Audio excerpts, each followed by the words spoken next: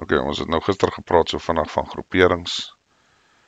Vandag wil ek nou so vinnig raak aan goed soos of die volgende punt waarna ek wil raak is AI. Ek hou nie van die Afrikaanse woord KI nie, want dit beteken vir my kunsmatige inseminasie nie wat hulle dit nou voorstel as nie. Maar anyway, dit nou daar gelaat. So ek gaan maar verwys na AI. So AI is vir my 'n redelike groot bekommernis op hierdie stadium waartoe dit beweeg en hoe vinnig dit beweeg. En ek gaan nou vir julle verduidelik hoekom ek so sê. Ek het nie so seer 'n probleem met AI wat op sy eie werk in 'n geslote stelsel nie. Waar my probleem inkom is as dit wêreldwyd beskou word as die volgende groot resies. En wat ek daarmee bedoel is nou maar, as jy kyk na die Koue Oorlog, was die groot resies om te kyk wie kan die meeste kernwapens kry. Nou verskuif hulle dit na iets soos AI toe.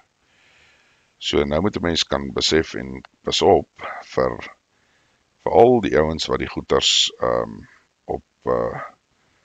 op die internet doen ensovoorts. Pas op vir daai goed, want op die einde van die dag enigiets wat nou opgesit word of verwys kan word, kan op die einde weer teruggetrek na jou toe word en dit kan teen jou gebruik word. Dis my eerlike opinie daaroor.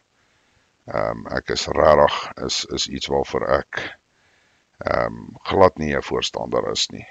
Soos ek sê, binne 'n geslote stelsel het ek nie so seer 'n probleem nie, maar sodra hy losgelaat word, laat hy oral sy merk kan los en jou kan hanteer en benader en bekyk van oral af, dan moet jy begin bekommerd raak.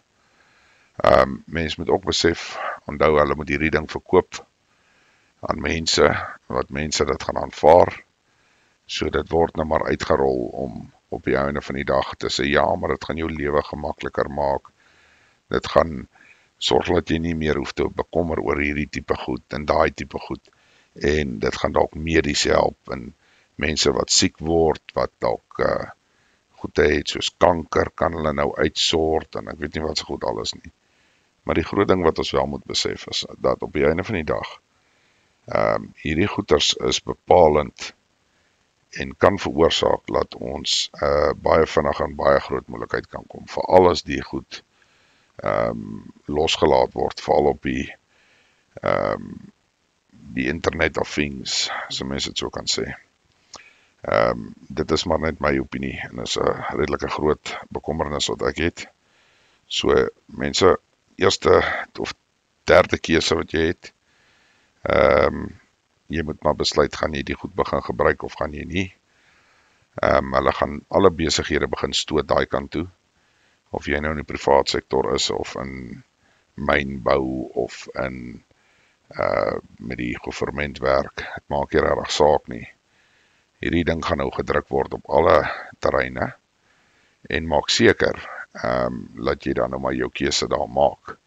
Gaan jy met hierdie goed begin saamwerk, saamspeel, of gaan jy op die einde van die dag, jy weet, jou keuse maak en heeltemal afstaan van die AI revolusie af.